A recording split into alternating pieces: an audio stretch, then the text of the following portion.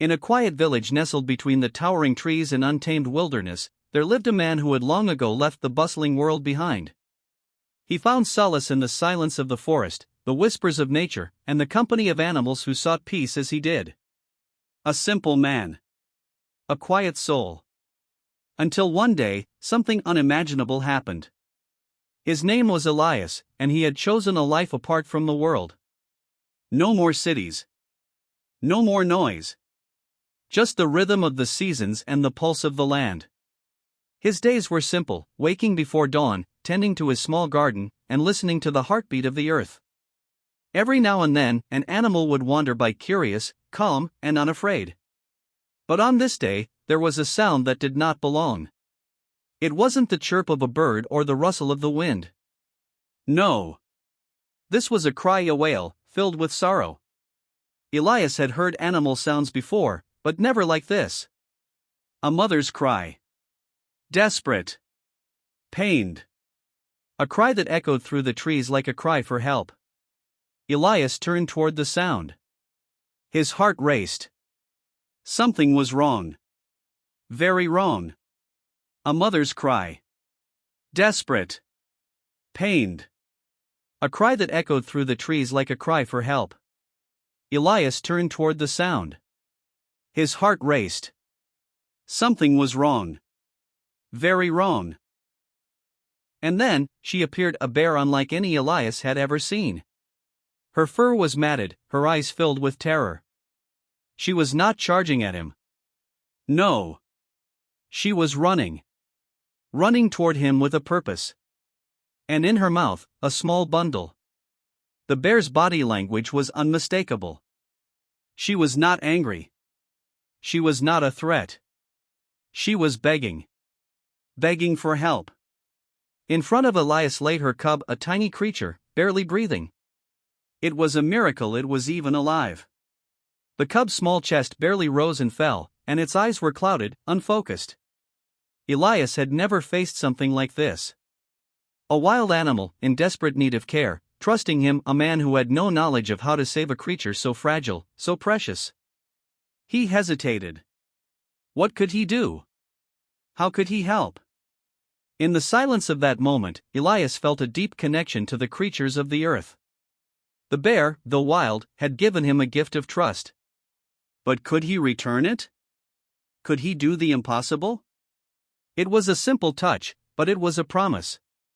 A promise that he would try.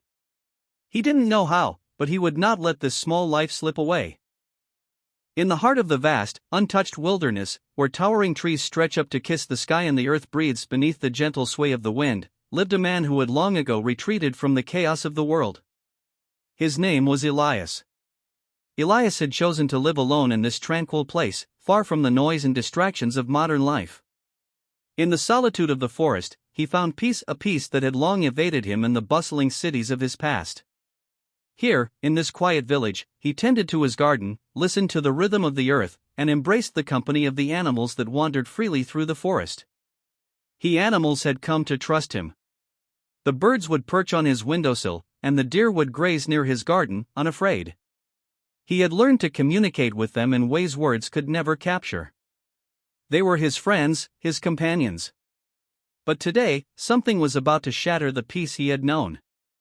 A cry, unlike any he had ever heard before, pierced through the stillness. It was raw, filled with pain and desperation, a cry that echoed through the forest, making the trees themselves seem to shudder. It was a sound Elias had never imagined, a sound that was at once both heartbreaking and terrifying. A bear's cry.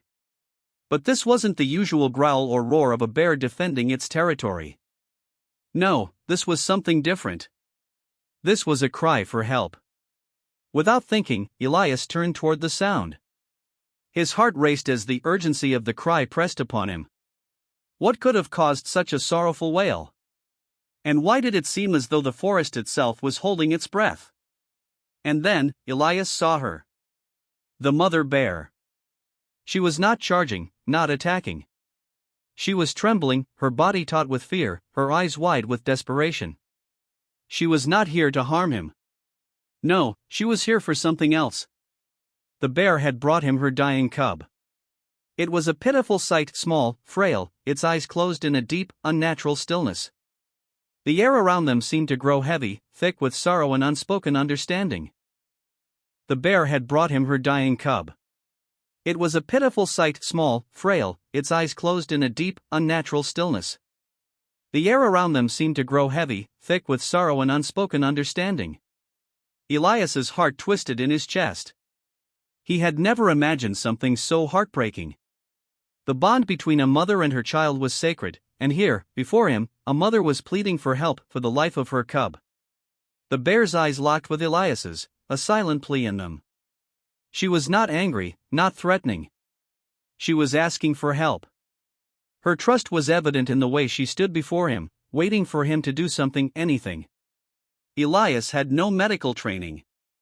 He had no knowledge of what to do in such a situation. He was a gardener, a man who lived in harmony with nature, but not one who understood the intricacies of animal life. Still, there was no turning back now. Elias had no choice. He could not turn his back on this plea. He had seen the bond between animals and their young before, and he knew that a mother would do anything to save her child. And so, he had to try. He had to do something, even if it meant risking his own life.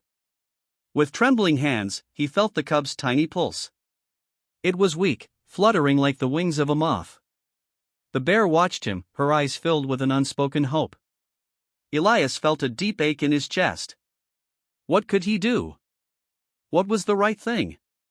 In that moment, something unusual happened. The forest seemed to come alive.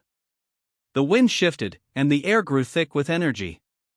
It was as though the land itself was reaching out to guide him. He remembered something his grandmother had told him long ago, stories of ancient plants that could heal.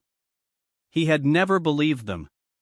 But now, he had no choice but to believe. He needed something.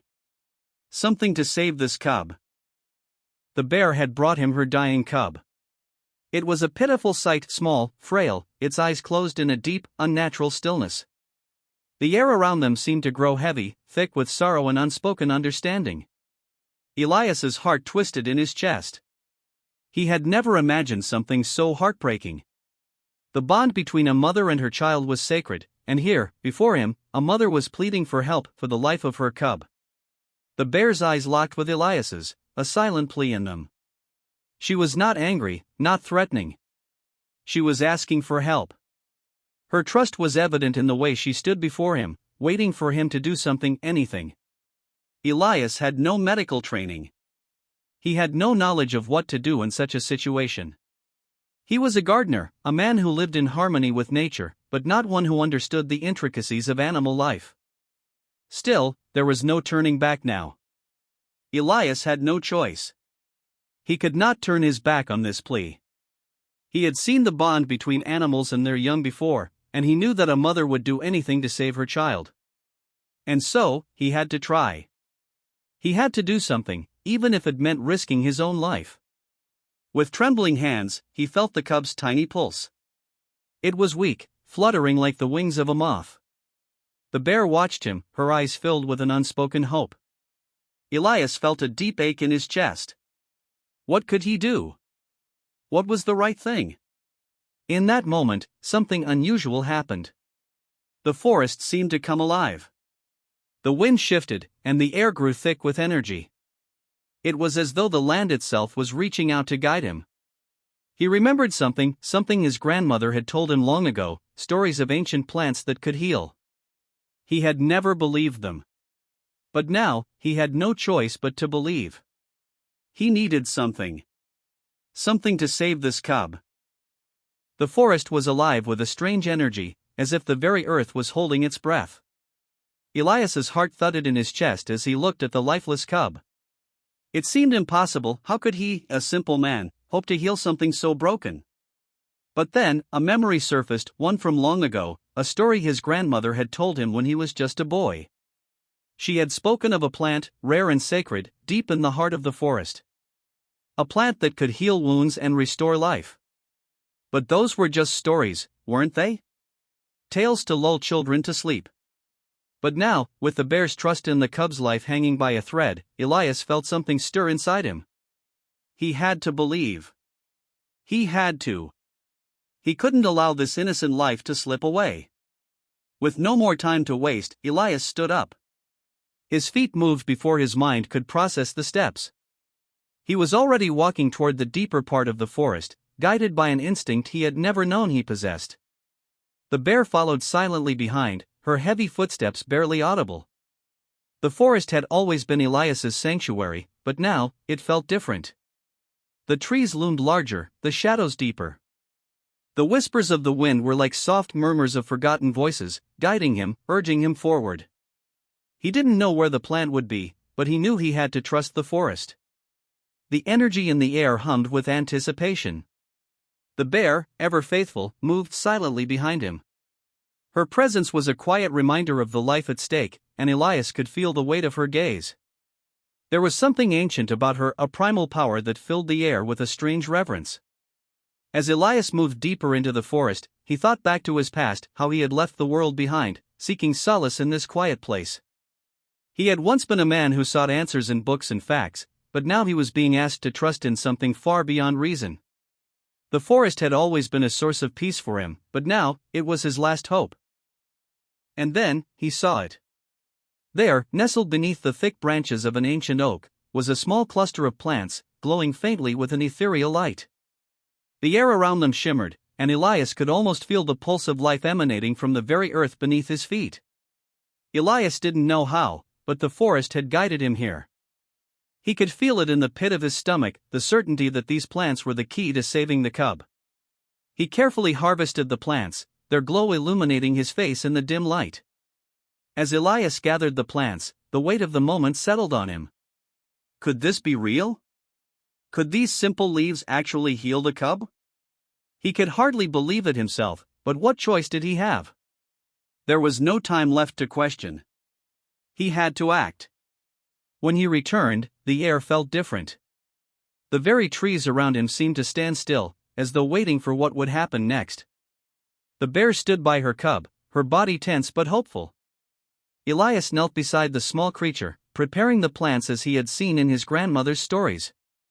With reverence, he placed the plants on the cub's fragile body. The air grew thick with energy, the forest watching, waiting. Then, as Elias held his breath, the first signs of life appeared.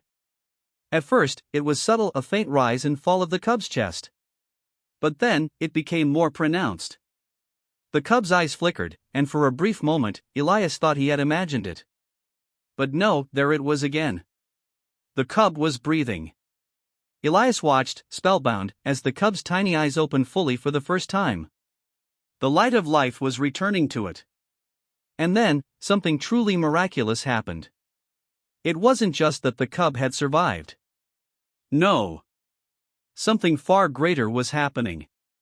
The cub was changing.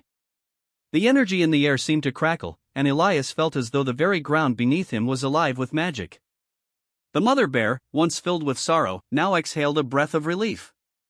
She knew, in that moment, that the life of her cub had been restored. But it was more than that, this was no ordinary recovery. Something ancient, something profound had occurred. The forest had not only healed the cub but had transformed it. As the cub stood, its eyes no longer just gleamed with life, they glowed with an ethereal light.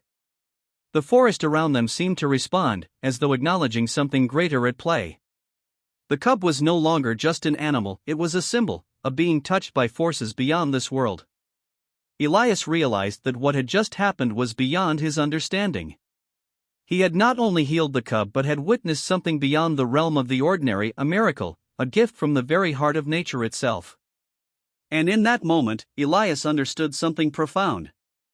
The bond between life and death, between man and nature, was not just a story. It was real. It was ancient. And it was powerful. And so, the bear and her cub disappeared into the heart of the forest, their lives forever changed, their bond unbreakable. Elias remained, forever altered by the experience. In that quiet place, Elias had learned a lesson that would stay with him forever. Sometimes, the greatest miracles are the ones we cannot explain. And sometimes, the forest, in all its mystery, has the power to change everything. The miracle had happened, and yet, it felt as if time itself had frozen. Elias sat at the edge of the forest, the events of the past few hours playing over in his mind. He had witnessed something extraordinary, something that defied explanation. And yet, in his heart, he felt an undeniable truth: the forest, in its ancient wisdom, had chosen him to be part of something larger than himself. For years, Elias had lived in isolation, away from the world of people. But in that moment, he realized that the forest had never been truly empty. It had always been full of life, of stories, of wisdom that had been passed down through the ages. The bear, the cub, the healing plants, they were all part of something far greater than Elias could ever have imagined. The forest was not just a home for Elias. It was a living, breathing entity, a place where life and death coexisted, where miracles were not impossible, but simply part of the natural order. The bear had shown him that. As Elias walked deeper into the heart of the forest, he noticed a change. The trees that had once seemed so distant, so silent, now hummed with a quiet energy. It was as if they were aware of him, aware of what he had done, what he had witnessed. The wind swirled around him, carrying with it the faint scent of something unfamiliar, something ancient. For the first time since his arrival, Elias could hear the true language of the forest, whispers that had always been there, but which he had never understood. It was not just the rustling of leaves or the sound of distant animal calls. No, this was something deeper, something primal. The forest was speaking to him, as if acknowledging the bond he had forged with it. Elias had always thought of the forest as a peaceful place, a place of solitude. But now, he understood. The forest was alive in ways he had never imagined. It was not just a sanctuary, it was a living, breathing organism, a keeper of secrets, and a guardian of life. And it had chosen him to be a part of its story. In the depths of the forest, Elias discovered something unexpected: a stone, ancient and covered in the moss of centuries. It was unlike anything he had ever seen. The carvings on the stone seemed to tell a story, one that had been forgotten by time. As his fingers traced the patterns, a wave of understanding washed over him. The carvings spoke of a time long ago, when the forest and the people who lived in its shadow were one. They spoke of a pact, a promise made between man and nature. The people had once understood the delicate balance between life and death, between the physical and the spiritual. But somewhere along the way, they had forgotten. And so, the forest had retreated, its mysteries hidden from the world. The forest had not only healed the bear's cub, it had shown Elias the truth. The bond between man and nature was not just one of survival. It was one of respect, of understanding, and of harmony. It was a bond that had once been honored, but which had been forgotten in the rush of time. Now, the forest had chosen him. He was not just a man who lived in the woods. He was a guardian, a keeper of the ancient wisdom that the forest had once shared with humanity. And it was his duty to protect it, to protect the delicate balance that had been so easily broken. Days passed, and the forest began to settle. The cub had healed, the bond between mother and child stronger than ever. But Elias knew that his journey was far from over. The miracle he had witnessed was only the beginning. He had seen what the forest was capable of, and he knew that its mysteries were far deeper than he could have ever imagined. And then, one day, the bear returned. She appeared at the edge of the clearing, her cub following closely behind. The two of them were different now, stronger, more vibrant. The cub's once fragile body had filled out, its fur sleek and healthy. The bond between mother and child was unbreakable, and they had come to thank Elias for the miracle he had made possible. The bear did not speak, but in her eyes, Elias saw everything he needed to know. She had come to honor him, to show her gratitude for the gift of life he had given her child. And in that moment, Elias understood: the forest had not only healed the cub, it had healed him as well.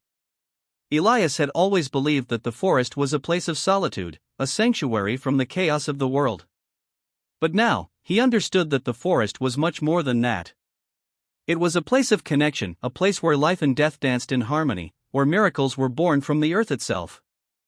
And so, the bear and her cub disappeared into the heart of the forest once again, but this time, Elias knew that he would never be alone. The bond he had forged with the forest, with the animals, and with the earth itself would remain forever. The forest had shared its wisdom with him, and now, it was his responsibility to protect it, to be its guardian, its voice in the world. In the end, Elias had found his true purpose not as a man in solitude, but as a part of the forest's eternal story. And the forest, in turn, had found its protector, its keeper, the one who would carry its ancient wisdom into the future. Days turned into weeks, and the world outside the forest began to notice the change in Elias. He was no longer the isolated man who had once lived in the shadows of the trees. Now, he moved with purpose, his every step carrying the weight of a new responsibility. The village had begun to recognize something different in him, an unspoken power that was born from the forest itself.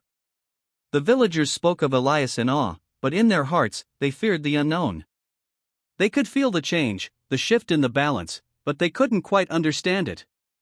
They saw Elias not just as a man, but as a bridge between their world and something far older, far more powerful than they could comprehend. But Elias had no fear. He had come to understand the forest's power, its wisdom. It was not a force to be feared, it was a force to be revered, to be protected. He knew that now. He had been chosen, not just by the bear and her cub, but by the forest itself. And his role as its protector had only just begun. With each step he took into the forest, Elias could feel the presence of the land more intensely. The forest was not just a place, it was a living entity, and Elias could hear its whispers.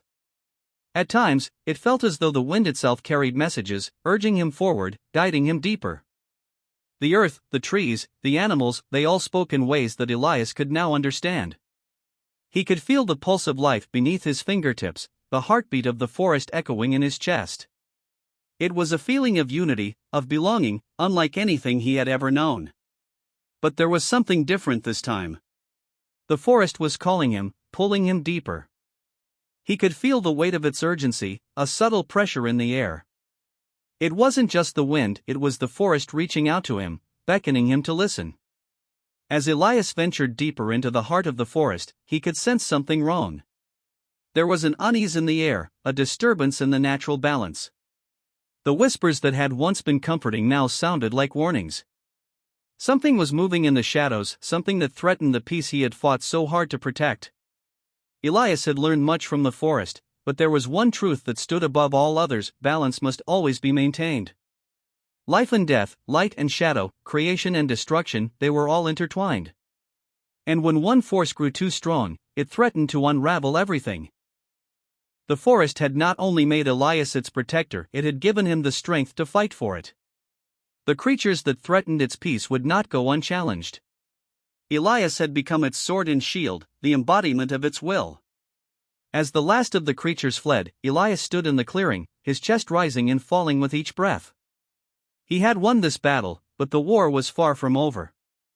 He could feel it now, the presence of the dark force that had twisted the creatures into monsters. It was a force older than the forest itself, one that sought to disrupt the balance of life. The forest had always been a place of harmony, but Elias now understood that true peace was not easily won. The darkness that had threatened the bear and her cub was not an isolated force, it was part of something larger. A force that had existed long before Elias arrived. And now, it was up to him to protect the forest, to keep the balance intact. Elias had become the guardian of the forest, not just because he had healed the cub, but because he had embraced the forest's power. He had learned its secrets, understood its wisdom, and now, he would defend it with his life. The darkness that threatened the forest would not find an easy victory. Elias would fight for the harmony that had always existed, and he would not rest until the balance was restored. As the sun set on the forest, Elias felt a quiet peace settle over him. The battle had been fought, but the journey was far from over. The forest, with all its mysteries and dangers, would always need a guardian. And Elias had chosen that path, knowing that his life was now intertwined with the fate of the land. Elias had found his true purpose, not just as a man of the forest, but as its protector. And in the heart of the ancient woods, where life and death danced in harmony, his legacy would live on, forever intertwined with the land he had come to love.